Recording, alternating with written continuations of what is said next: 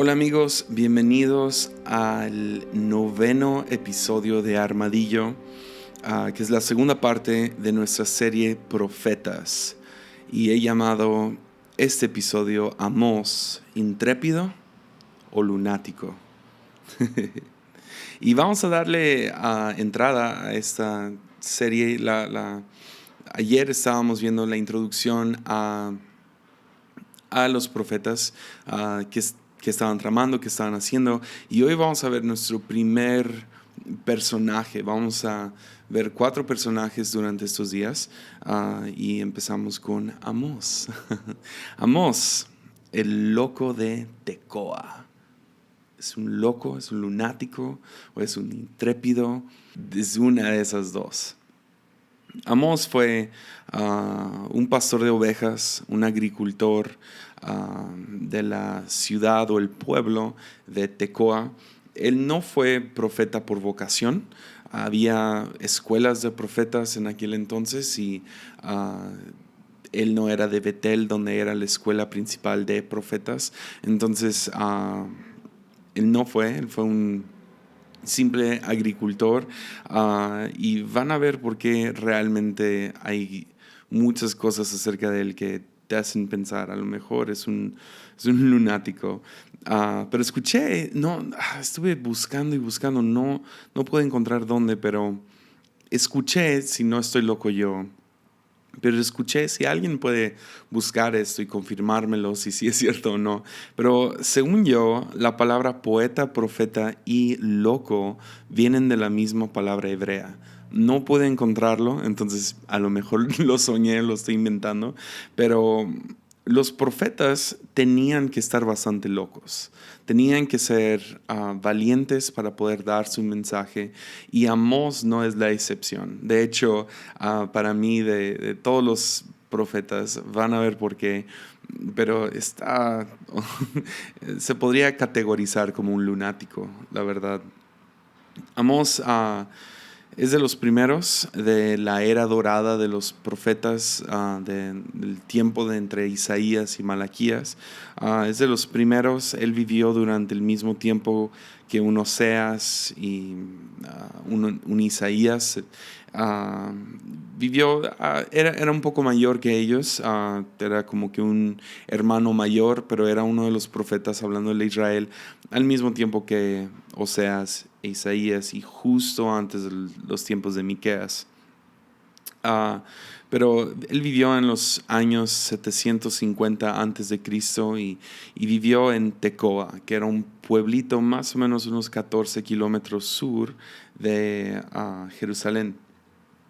Y eso fue antes de la exiliación a Babilonia, fue antes de que Israel quedara completamente, no sé, vaciado, y fue justo antes de que, pues, los de Asiria conquistaran a Israel. Entonces, están viviendo en una temporada buena. Entonces, ese es más o menos el contexto. Voy a ir dando un poco más de contexto acerca de Amós, pero una vez más, él vivió en el año 750 a.C. en Tecoa, que quedaba al sur de Jerusalén, y fue contemporáneo de Oseas e Isaías, y fue de los primeros de la era dorada. Amós 7, versículo 14, Amós nos dice esto: no soy profeta profesional, ni fui entrenado para hacerlo. En otras traducciones dice, ni hijo de profeta soy. No soy más que un pastor de ovejas y un cultivador de las higueras sicómoros. Sin embargo, el Señor me llamó y me apartó de mi rebaño y me dijo, ve y profetiza a mi pueblo Israel. Amós profetizó durante el reinado de Jeroboam. Es Jeroboam el segundo, y esto fue durante la altura del reino, del poder, de la prosperidad de Israel.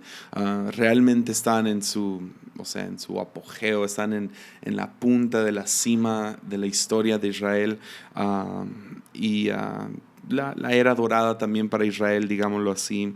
Y llegamos, y llega, les digo, durante la prosperidad más increíble que había visto Israel hasta este momento, pero habían tenido una guerra civil entre Judá e Israel, que era Judá es el sur y Israel es el norte. La capital de Judá es Jerusalén y la de Israel es Samaria. Y Amós es de Judá y llega para profetizarle a Israel. Entonces, Israel estaba viviendo en sus días más prósperos, pero como les digo, estaban en medio de esta guerra civil, una separación entre el norte y el sur. Y Israel en específico, el norte, estaba viviendo con mucha prosperidad, pero había una tremenda desigualdad de bienes económica, había una brecha muy grande entre los ricos y los pobres, evidentemente por lo que vemos de los demás profetas que le hablan a Israel en este tiempo. Y como diría el dicho, los ricos se estaban haciendo más ricos, los pobres más pobres, o los ricos se estaban haciendo más ricos y en eso trayendo mucho sufrimiento a los pobres, haciéndolos prácticamente esclavos. Pero y desigualdad era costumbre entre los gentiles, Egipto, Babilonia, los de Asiria, diferentes, no sé, imperios cerca de Israel, pero para Israel nunca fueron llamados a vivir de esta manera. O sea, desigualdad económica no fue la forma de Israel. Es más, si estudiamos bien el Torá, los primeros 5 libros de la Biblia dados por Moisés, el Torá fue diseñado para producir una sociedad justa, o no sé, en lenguaje más contemporáneo, una sociedad igualitaria. Y no estoy hablando políticamente, pues sería una sociedad basada en compasión, no en competencia. Ahora, yo no voy a entrar a capitalismo, socialismo y comunismo. Estoy hablando lo que el Torá llamaba a Israel a hacer, y era una sociedad justa, basada en compasión, no en competencia, basada en amar al prójimo y no aplastar por ganar la carrera de ratas, por así decirlo.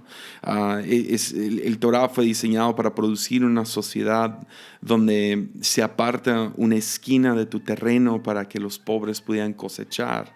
Era una sociedad basada en que se cancelaban las deudas a ciertos tiempos, después de ciertos años. Era donde se cuidaba al vulnerable, es donde los pobres no caían en este hoyo, en este pozo, donde nunca podían salir de sus deudas por los intereses altos que se cobraban entre ellos.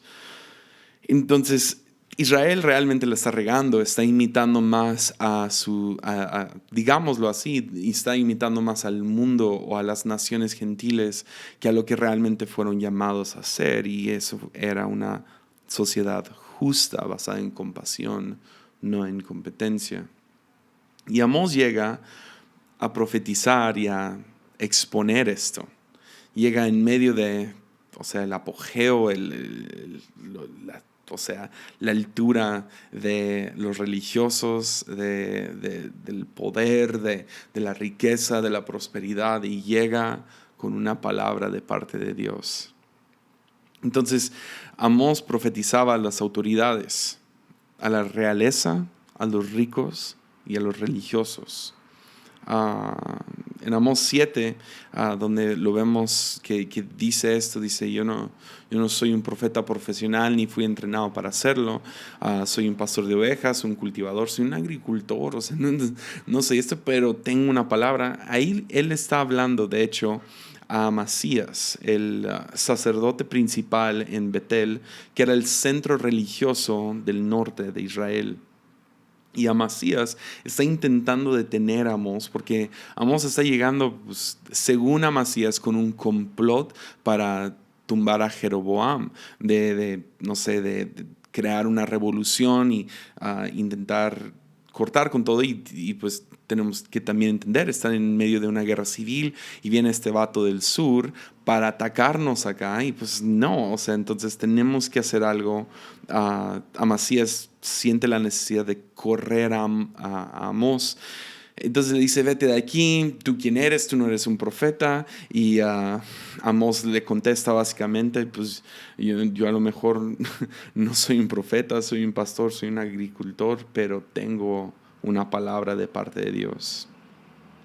Y sus poemas, sus profecías, poemas que le dio al pueblo de Israel fueron tan locos, tan retadores, tan ofensivos, tan extremos, que se cree históricamente. La Biblia no nos cuenta esto, pero por medio de otros historiadores judíos, se cree históricamente que el hijo de Amasías mató a Amós, hiriéndolo después de compartir sus poemas. Y creo que, por lo que tengo entendido, es que Amós no murió en el momento en que fue herido, sino logró regresar a Tecoa, pero ahí fue donde murió por las heridas que el hijo de Amasías le hizo.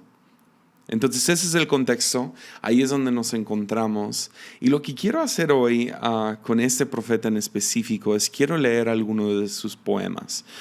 Obviamente no tendría tiempo para hablar de todos sus poemas, pero hay unos que son 1, 2, 3, 4, 5. Tenemos 5 poemas que yo quiero ver hoy y nomás para entender un poco, meternos a la cabeza de Amós un poquito y ver qué es lo que Dios estaba haciendo a través de este profeta. ¿Está bien? ¿Cuál era el extremo al cual él estaba jalando? ¿Qué era, no sé, qué tipo de vida estaba tratando de hacer que la gente imaginara? ¿Qué era lo que, o sea, qué era el llamado? ¿A qué tipo de integridad nos está llamando este profeta? Y cómo está autocriticando a su propia nación. Entonces, con más ni menos, entramos a sus poemas. Amós 8, versículo 4 en adelante, dice esto: escuchen esto, ustedes que roban al pobre y pisotean al necesitado. Ustedes no se aguantan a que termine el día de descanso y a que se acaben los festivales religiosos para volver a estafar al desamparado. Pesan el grano con medidas falsas y estafan al comprador con balanzas fraudulentas. Y el grano que venden lo mezclan con los desechos barridos del piso. Por una moneda de plata o un par de sandalias convierten en esclavos a los pobres. Amós está criticando a Israel por cómo practican el sabático. Ellos están practicando el sabático, pero se les olvida de qué se trata. Están tan envueltos en su obsesión por avanzar y hacerse más ricos y más ricos y más ricos, que están pisoteando, están estafando, están vendiendo corrupción y están usando medidas falsas y balanzas fraudulentas y están pisoteando al necesitado, pero están practicando el sabático. Y esto es algo que un profeta no va a tolerar. Aquí es donde se enojamos. Y tenemos que entender el sabático. Ahora es bastante complicado el sabático. A lo mejor después podemos hacer a lo mejor hasta una serie acerca del sabático. Les prometo que en el futuro hago un episodio acerca del sabático. Pero una de las partes esenciales del sabático viene para nivelar. El sabático existe dentro de la cultura judía, hebrea, digámoslo así, para nivelar. Es un día para ponerle pausa a tu carrera interminable de avanzar.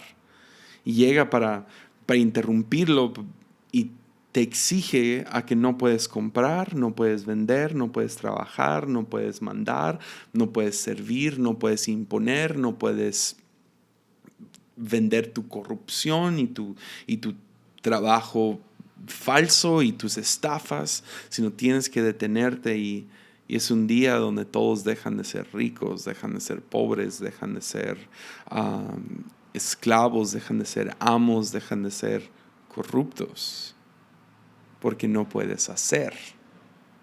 Por lo tanto, es un día donde pones pausa a tu vida, pero esta gente no podían esperar a que se acabara el día de descanso, el día de sabático o los días festivos que también se descansaba, se ponía pausa a todo el mundo, no podían dejar de hacerlo, entonces estaban desesperados por salir del día de descanso para seguir con sus estafas, seguir con sus negocios corruptos, para seguir pisoteando, para seguir haciéndose más y más y más ricos.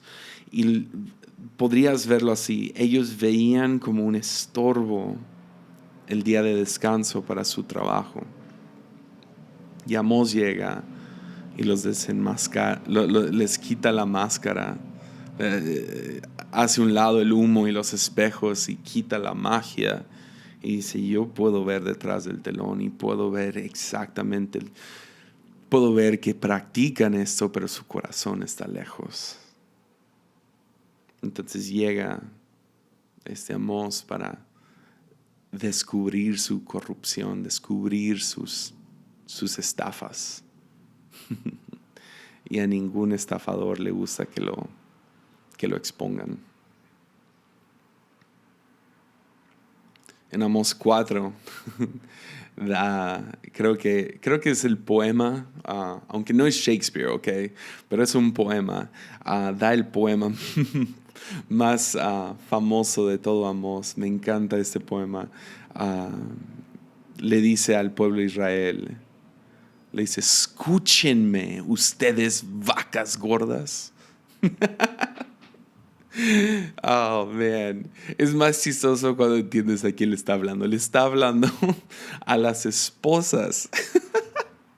Le está hablando a las esposas de los reyes, de la realeza, de los religiosos, de los ricos. Le está hablando al 1% de arriba, pues, y le está hablando a las esposas. Ahora, yo no entiendo por qué Amós pensó que iba a salirse con las suyas, hablándole así a las esposas, pero véanlo. Oh, Amós 4:1, vean la valentía o la locura de Amós. Vean esto, me encanta. Escúchenme, ustedes vacas gordas que viven en Samaria, ustedes mujeres que oprimen al pobre y aplastan al necesitado, y que les gritan siempre a sus esposos, tráiganos otra bebida. El Señor soberano ha jurado por su propia santidad, llegará el día cuando ustedes serán llevadas con garfios, enganchados en sus narices. Hasta la última de ustedes será arrastrada lejos como un pez al anzuelo. Las sacarán por las ruinas de la muralla, serán expulsadas de sus fortalezas, dice el Señor. Wow. O tienes que tener mucha valentía de que eso es Dios, o realmente estás tonto.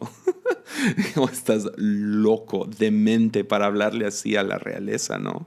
O sea, imagínate qué locura hablarle así a las esposas.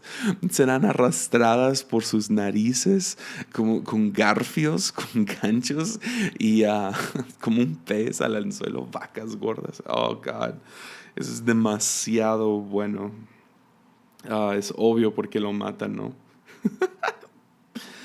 Ay, los que dicen que la Biblia es aburrida no la han leído. Pero Samaria, eso es lo que es fascinante, ¿ok? Acerca de este poema. Samaria es la capital, ¿ok? Ya hablamos de eso. Y es el año 750 a.C.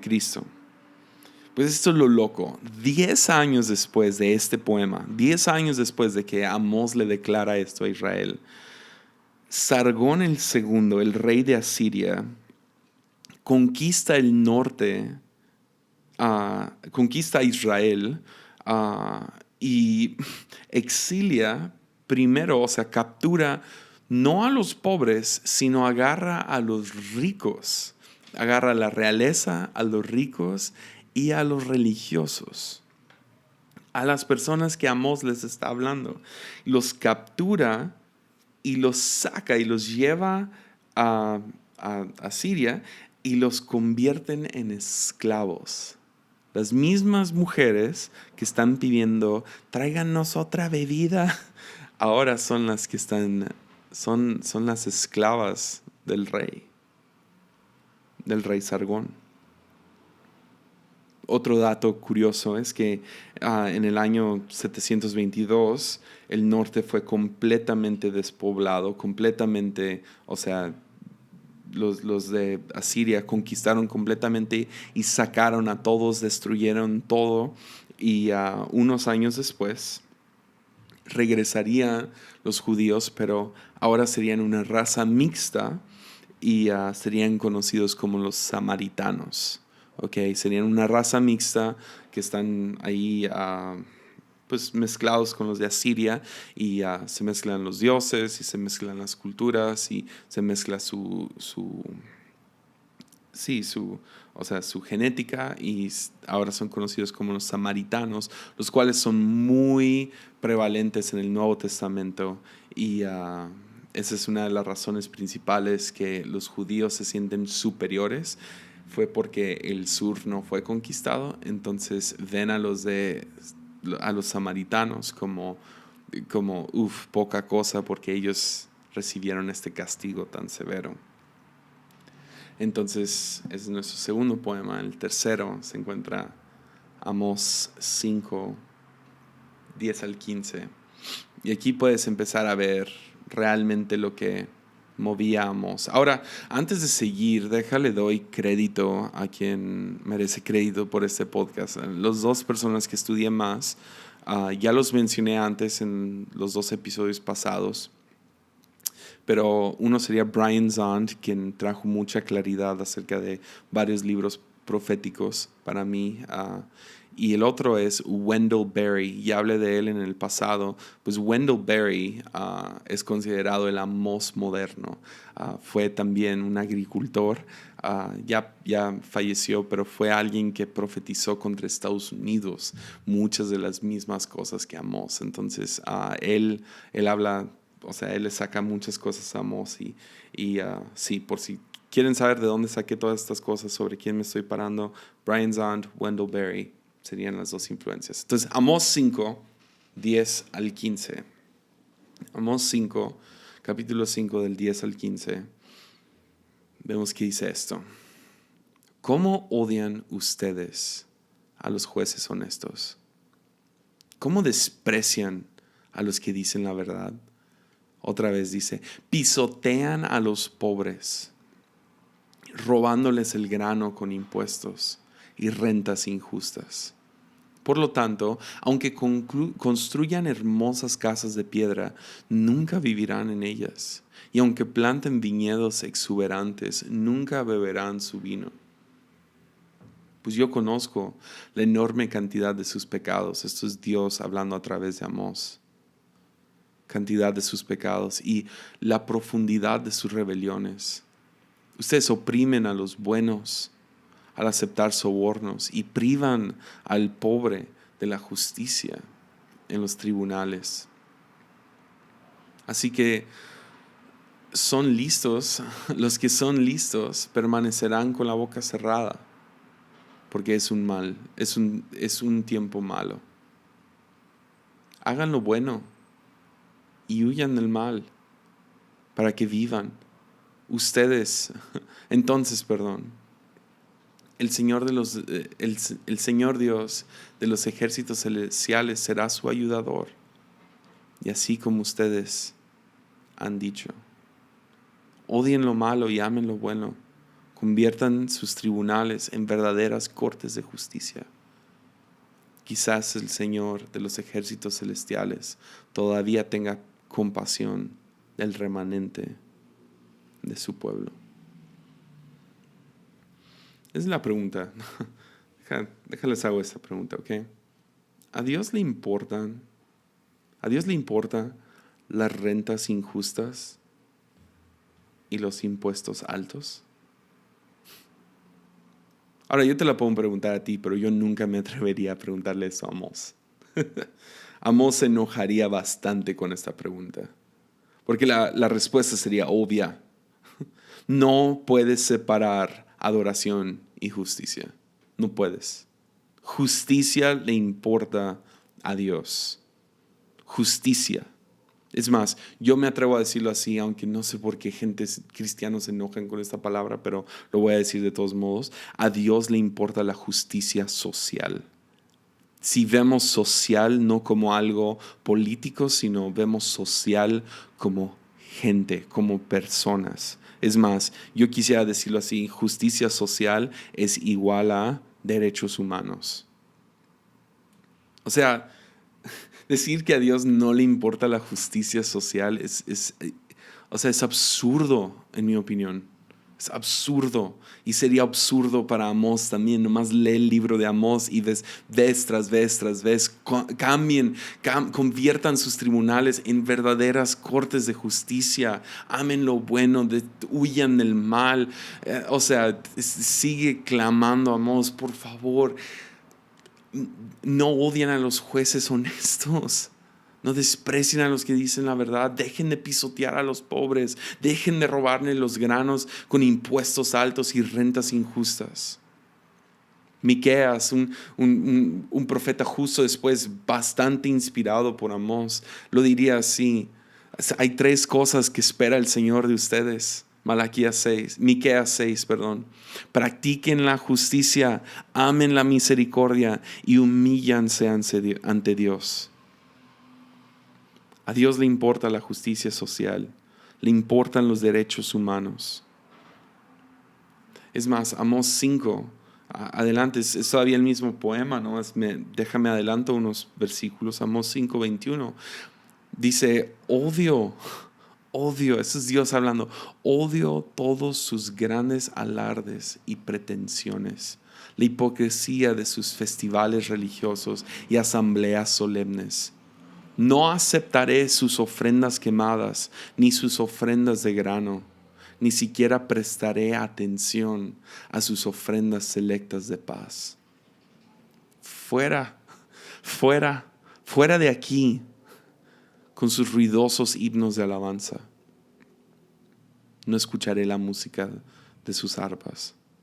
En cambio, quiero ver una tremenda inundación de justicia, un río inagotable de rectitud. Oh, man. Si eso no te trae un poco de convicción, necesitas un encuentro con el Espíritu Santo.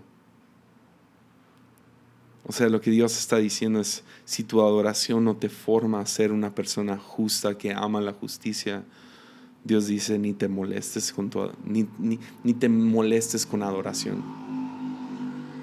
No me importa tu adoración, no me importa tu rectitud, no me importa tus ofrendas, no me importan, no prestaré atención. Lo que quiero es una inundación de justicia. Me irritan tus canciones de alabanza si no haces nada por tu prójimo. Lenguaje moderno sería: ¿de qué te sirve andar levantando las manos? ¿De qué te sirve cantar canciones nuevas? ¿De qué te sirve dar tu diezmo y dar tu ofrenda y ayudar dar dinero para sembrar y cosechar? ¿De qué te sirve cantar y leer, tener tu Biblia de estudio bíblico y con estudios bíblicos? ¿Qué importa que escuches podcast cada semana o que tomes notas de la predicación si tú no haces nada por tu prójimo, si ni respetas los derechos humanos de la persona que tienes a tu lado? No puedes separar la adoración de la justicia. amas a Dios y amas al prójimo. Yeah. Yeah. Wow. Wow. Pues Amós 9:7, solo un versículo. Aquí es donde se pone muy real. Eso es lo que hace bastante único el libro de Amós. Es como habla en el capítulo 9. Amós 9:7 dice: Israelitas, ¿son ustedes más importantes para mí que los etíopes? Wow. ¿Son ustedes más importantes? Tú sabes la respuesta obvia, ¿no? O sea, de los israelitas. O sea, este es Dios hablando a través de Amós. Tenemos que entender esto. Amós está hablando en el nombre del Dios de Israel, del Dios de Abraham, Isaac y Jacob, del Dios de Israel. El Dios que los liberó de los egipcios, el Dios que partió el mar en dos, el Dios que les dio una columna de fuego por noche, les dio una columna o les dio una nube durante el día, el Dios que les proveyó maná, el Dios que los llevó a donde están ahora, los llevó a la tierra prometida, conquistó a sus enemigos. ¿Son más importantes? Pues la respuesta obvia sería sí, sí. ¿Son más importantes? Pues sí. Más si consideras quiénes son los etíopes. Los etíopes son los enemigos. Los etíopes habían hecho bastantes cosas feas justo antes de este tiempo, entonces los consideraban enemigos. Eran uno de la larga lista de enemigos que Israel tuvo. Y Dios les pregunta: ¿son ustedes más importantes para mí que los etíopes? Y Amós da una respuesta provocativa y controversial. Dice: saqué a Israel de Egipto. ¿Ven? Ahí está. Sí, los israelitas son los favoritos, son más importantes, y lo dicen. Pero también traje a los filisteos a Creta y a los arameos a Kir.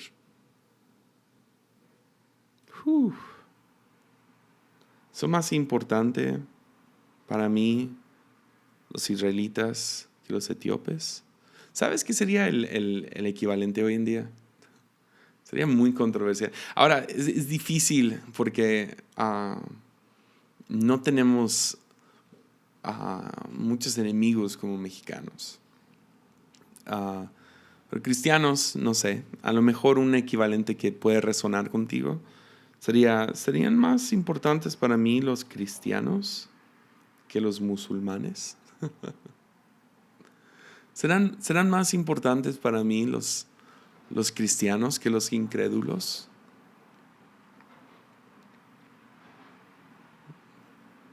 Pero Dios contesta: también traje a los filisteos de Creta y a los arameos de Kir.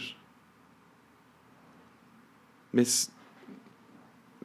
Brinquemos ahorita al 2018 y yo me imagino que el 99% de los que están escuchando se consideran cristianos o profesan fe cristiana. Tenemos nuestra propia historia de salvación. Y tenemos fe en Cristo Jesús, nuestro Señor. Pero si tomamos este versículo, o sea, esta parte de este poema, lo tomamos en serio, esto significa que Dios, esto no significa, o sea, tenemos nuestra propia historia de salvación, pero esto no implica que Dios no está involucrado en la vida de otros. Que Dios no está presente bendiciendo y trayendo paz y diferentes cosas a otra gente. Que los judíos fueran escogidos no los hace exclusivos. De la misma manera que al ser cristianos sí somos escogidos, pero eso no significa que somos exclusivos. No me malinterpreten, no estoy hablando de salvación, estoy hablando de la bendición de Dios o del favoritismo. ¿Hay favoritismo bajo el cielo? No. ¿Hay una religión favorita de Dios? No. ¿Hay una raza humana favorita de Dios? No.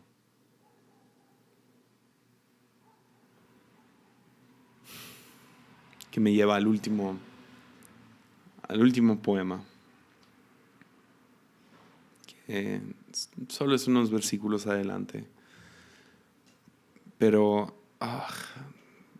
eso es otra cosa que hace único a Amós. Él sigue hablando, capítulo 9, versículo 11. Y me encanta porque no importa lo intenso, lo fuerte, lo duro,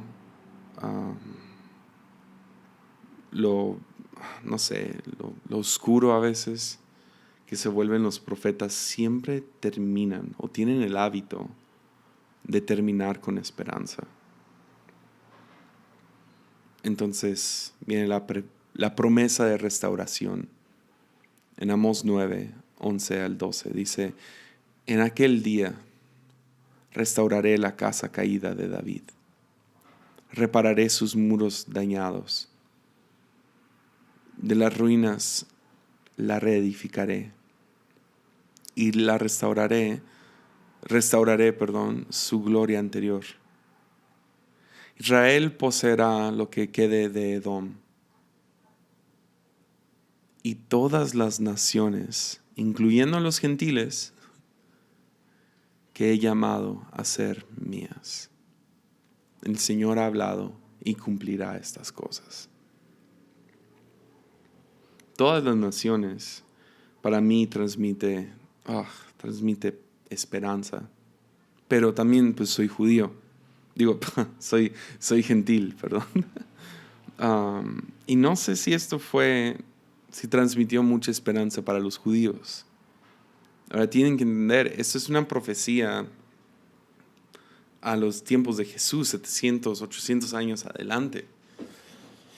Y no sé si ellos lo captaron muy bien porque es una inclusión peligrosa.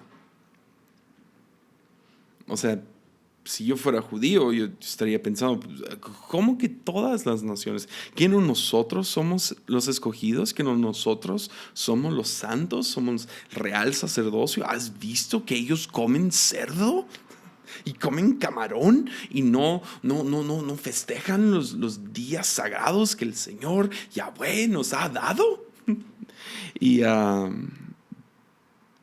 entonces no sé si es esperanza para ellos. Pero Amós está profetizando, número uno, una destrucción, pero también está profetizando la restauración de Israel. Pero mientras son restaurados, los gentiles tendrán parte de la restauración de Israel, de David, de esta semilla, del plan maestro de Dios. Está hablando de lo que Dios va a hacer a través de Jesús y la iglesia. Que pues adelantémonos unos 800 años hacia adelante. ¿Okay? Vamos a ir a Hechos 15. Y tenemos que entender esto. El ministerio de Jesús fue casi exclusivamente con judíos. Sí vemos 2, 3 ocasiones donde Él está con gentiles, pero la mayoría de su ministerio fue con judíos. De hecho, vemos en ocasiones que gentiles se meten y es medio raro y medio ofensivo, incómodo, aunque Jesús termina siendo compasivo hacia ellos también, pero su ministerio fue casi exclusivamente con judíos. Y es en Hechos donde Pedro inicia la inclusión de los gentiles con Cornelio y su visión de diferentes carnes y diferentes animales que ya pueden comer. Y luego Pablo lo empuja aún más junto con su equipo de misioneros, yendo a regiones exclusivamente gentiles y llevando el evangelio a ellos también. Pero la inclusión de los gentiles es controversial, pues había llegado el Mesías, ¿okay? Ya había llegado, ya murió, ya resucitó. Todos creen que Jesús es el Mesías. Bueno, no todos, pero la bola de lo que podemos llamar cristianos creen que, pues, o sea, Jesús fue el Mesías, pero el Mesías es para el cuerpo judío. O los judíos son parte del cuerpo mesiánico, digámoslo así. Entonces, si los gentiles quieren ser parte de esto, pues, o sea, ¿qué onda? O sea, es de la tradición judía, la idea de un Mesías, de un Salvador que va a venir a restablecer todo y va a traer su reino, y pues es de nosotros. Entonces, es controversial porque o sea, la pregunta sale, si los gentiles quieren ser parte, ¿no tendrán que convertirse al judaísmo? Cambiar su dieta, celebrar los días festivos, hacer ciertos rituales, circuncidarse. Y el énfasis principal de Pablo es: gentiles se pueden incorporar a esta onda, a este reino, al cuerpo mesiánico, digamos, a la iglesia. Se pueden incorporar estos gentiles como gentiles.